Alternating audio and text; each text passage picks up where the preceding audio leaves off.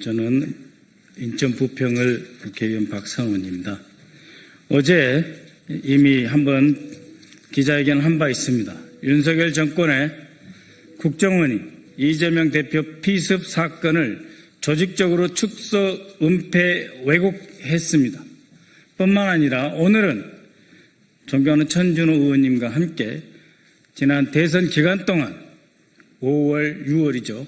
지난 대선 기간 동안 국정원이 이재명 대통령 후보에 대한 테러를 조장했다라고 하는 주장을 하기 위해 이 자리에 섰습니다.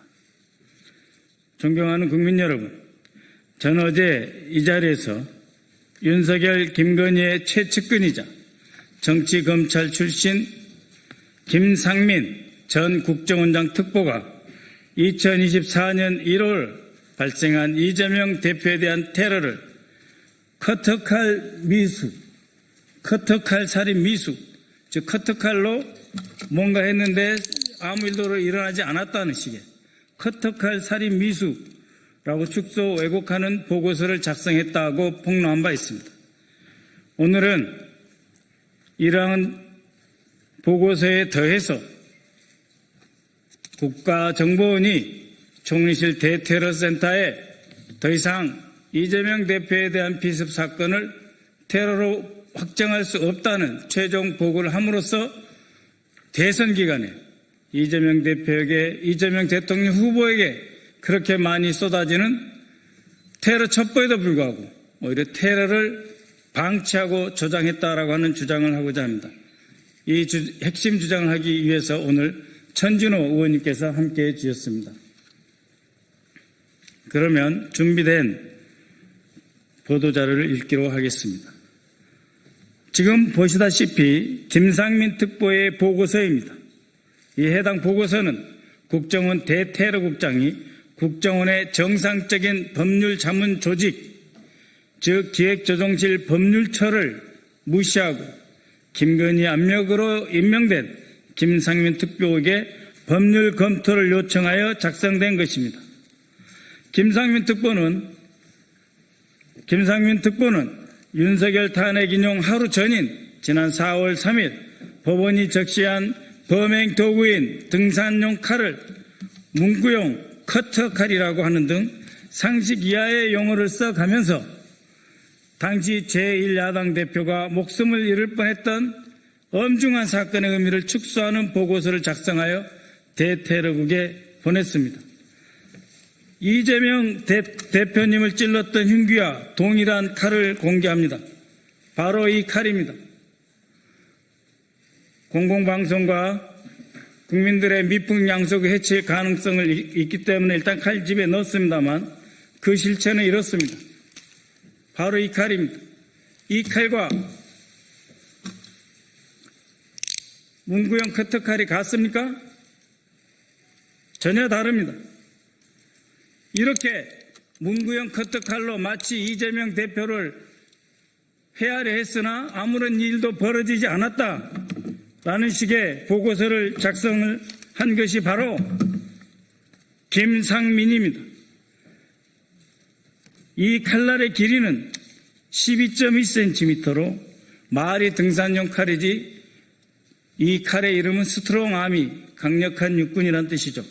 입마 살상용으로서도 전혀 손색이 없는 무기입니다.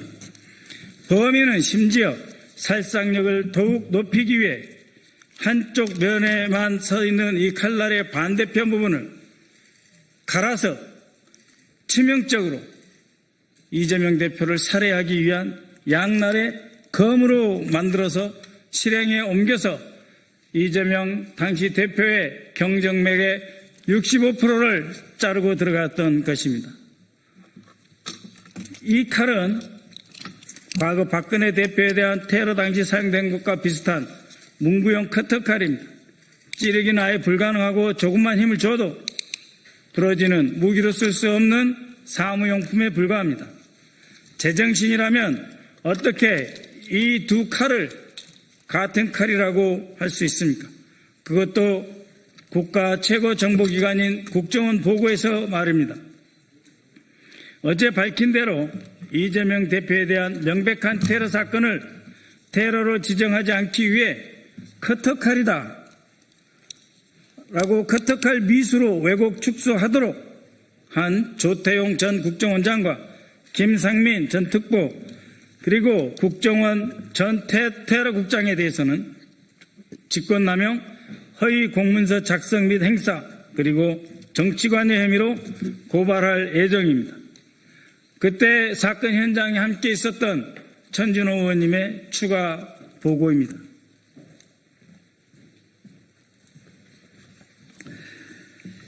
그런데 문제는 이것만이 아닙니다. 국정원은 김상민의 축소, 왜곡 보고서가 작성된 지 한 달여 뒤인 지난 5월 14일 국무조정실 대테러센터에 대테러 합동조사팀을 가동하는 것이 불효하다라는 입장을 구두로 통보했습니다. 이 사실은 지난 7월 국무조정실을 통해 확인된 것입니다. 테러 위기 관리 표준 매뉴얼에 따르면 대테러 합동조사팀이 테러 여부를 신속히 규명하고 결과를 대테러센터에 통보하도록 되어 있습니다. 조사팀을 가동할 필요가 없다는 국정원의 판단은 사실상 이 사건의 테러 지정을 하지 않겠다는 의미입니다.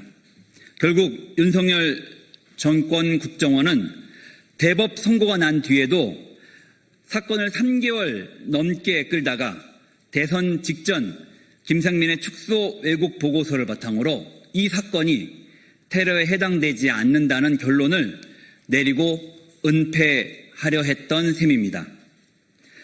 사건 직후인 2024년 1월 3일에는 국정원이 즉시 대테러 합동조사팀을 꾸려 합동조사 결과를 국무조정실 대테러센터에 통보한 바 있습니다. 그러나 그 이후 테러 여부를 신속히 규명해야 할 의무가 있는 국정원과 국무조정실 대테러센터는 서로 책임을 떠넘기며 테러 지정을 미뤘고 윤석열 탄핵심판 정국이었던 2025년 4월 3일 정치검사 출신 국정원 특보는 야당 대표이자 유력 대선 주자였던 정치인에 대한 테러를 커터칼 미수라고 다시 한번 축소 왜곡했습니다. 그리고 본격적으로 대통령 선거 유세가 시작된 직후인 지난 5월 14일 국정원은 이 보고서를 근거로 국무조정실 대테러센터에 대테러 합동 조사팀을 다시 가동할 필요가 없다. 즉 유력 대선 주자를 흉기로 찔러 살해하려 했던 사건은 테러가 아니니 국정원 등 관계기관은 손 놓고 있어도 된다라는 신호를 준 것입니다.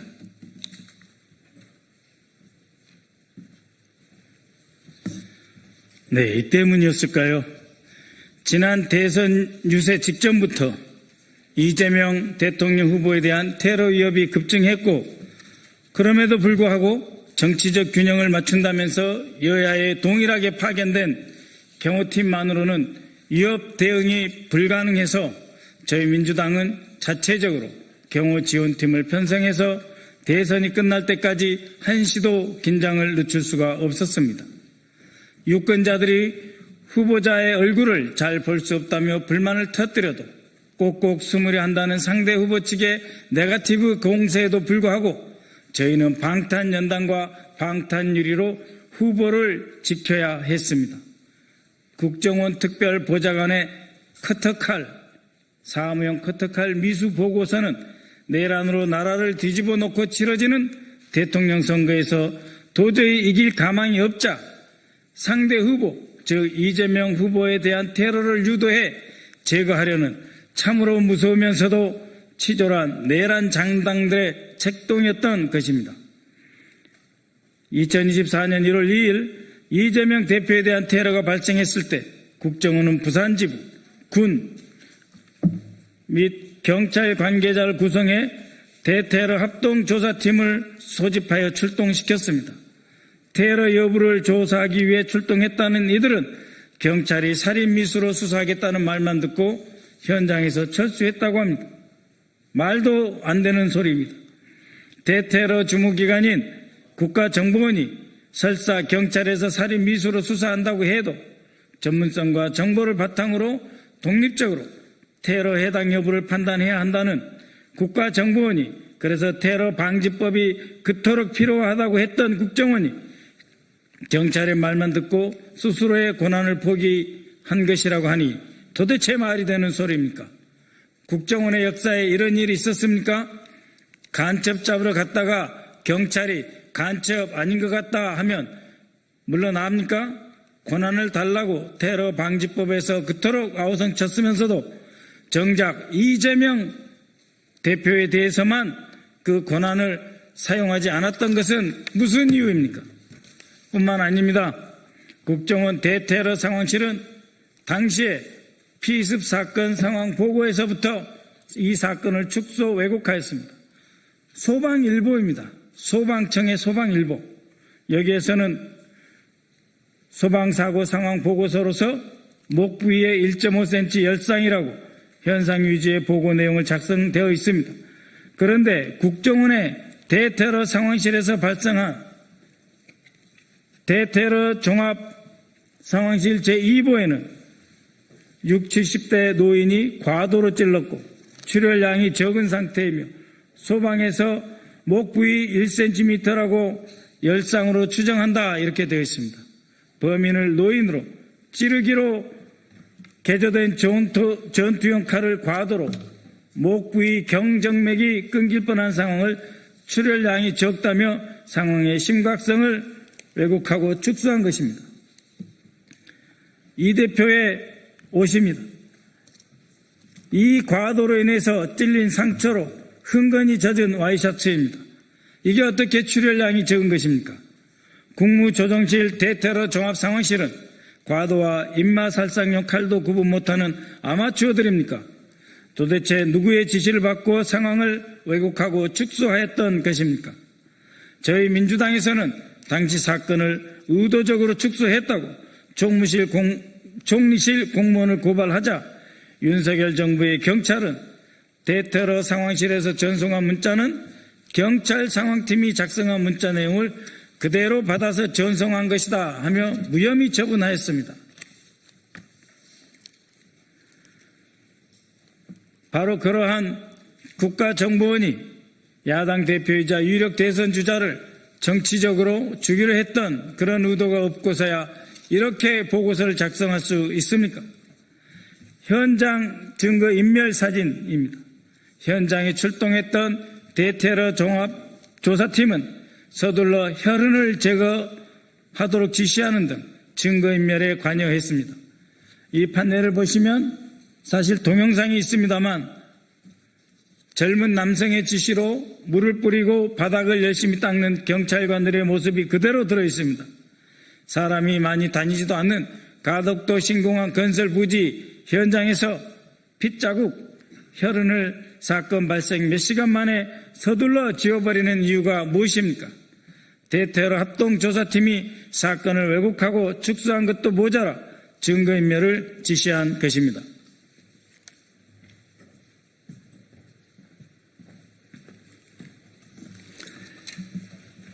테러 사건의 현장에서 혈흔을 제거하는 경찰의 물청소는 당시 피습당했던 이재명 대표를 구급차에 실어 이송하기 시작한 지 15분 뒤의 일이었습니다. 무엇이 그리 급하고 무엇을 그렇게 빨리 감추고 지우고 싶었는지 다시 한번 묻지 않을 수 없습니다. 이번에 드러난 보고서와 테러 미지정 결론을 통해 윤석열 정권의 국정원이 이 사건 축소, 왜곡, 은폐 정황을 확인할 수 있었습니다. 그간 윤석열 정권 하에서 이 사건의 공범 및 배후에 대한 수사가 제대로 이루어졌는지도 신뢰할 수 없는 상황에 이르게 되었습니다. 테러범이 테러 전날 밤 가덕도 행정복지센터에 택시를 타고 간 이유가 무엇인지, 테러범을 그곳에서 숙소까지 데려다 준 사람은 이재명을 죽여야 대한민국이 산다고 말하는 손현보 목사의 구구종교시설 세계로 교회의 신도인데 이 세계로 교회와의 연관성에 대해서는 충분히 수사되었는지 등 공본 및 배후에 대한 의혹이 해소되지 못했습니다. 이에 다음 세 가지를 요구합니다. 먼저 검찰과 경찰 등 수사기관은 공본 및 배후 의혹에 대한 수사 내용을 즉각 공개하십시오. 만약 제대로 수사가 이루어지지 못했다면 전면적인 재수사를 통해 국민적 의혹을 해소해 주시기 바랍니다. 또한 국정원은 이재명 대표 테러 사건의 축소 왜곡을 누가 지시했는지, 그 경위는 어떻게 되는지 자세한 진상을 조사해야 합니다. 그리고 이 테러 사건에 대한 전면 재조사를 즉시 진행시켜 주십시오. 끝으로 국무총리께도 요청드립니다. 국가테러대책위원장으로서 이재명 대표 암살미수 사건의 테러 해당 여부를 검토하고 대테러 합동조사팀을 다시 가동해 이 사건을 테러 사건으로 지정하기 위한 절차를 진행해 주십시오. 이 사건은 제1야당 대표의 집권 가능성을 막기 위해 철저히 계획된 정치 테러 사건입니다. 사건의 성격을 명확히 함으로써 정치 테러의 진상을 밝히고 재발 방지 대책을 마련할 수 있습니다. 이상의 3대 요구가 관철되고 사건의 진상이 명백히 규명되어 비극적인 정치 테러가 재발하지 않도록 끝까지 최선을 다하겠습니다. 감사합니다.